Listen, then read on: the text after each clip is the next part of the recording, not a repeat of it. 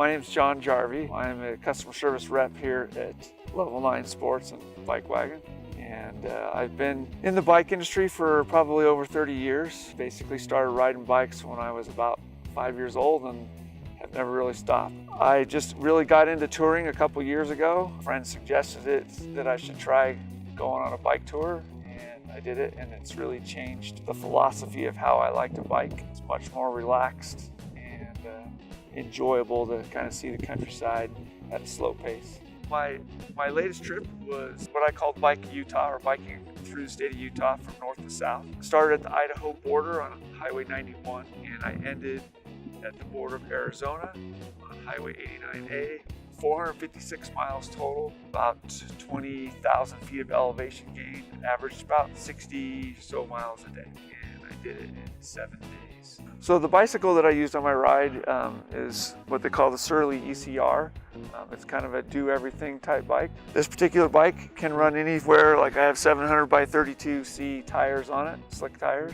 But I can also run a 29 by 3-inch wide tire in it if I want to do some off-road touring instead of road touring. It's set up with some heavy-duty racks and some Ortlieb waterproof panniers, all loaded up with everything on it for a week-long trip. Weighs about 70 to 75 pounds. A lot of people have asked me why in the world I would want to ride through the state of Utah.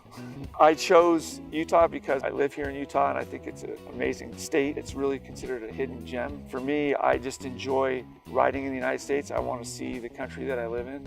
I've done, down the coast of California, through Iowa, now here in Utah, and every year I try to just pick a different state and try exploring that state and seeing what it has to offer. Utah is pretty amazing. I mean, you go from desert to red rock to forests. I mean, it's got quite a diverse array of countryside to see. Probably the hardest part about the actual touring is just the unknown weather conditions. The second to last day, day 6, was just a relentless 15 to 20 mile an hour headwind for 40 miles. So it's like you're climbing uphill, even though you may be going downhill. That can be very disheartening. The most beautiful section of the ride was day 5, where I went through the canyon that goes from the city of Sevier, or town of Sevier, up to Big Rock Canyon Mountain, and it's a beautiful canyon with a bike path through it. I mean, just amazingly beautiful in the morning. I love to ride in the morning, and then from there I headed right into a big rainstorm.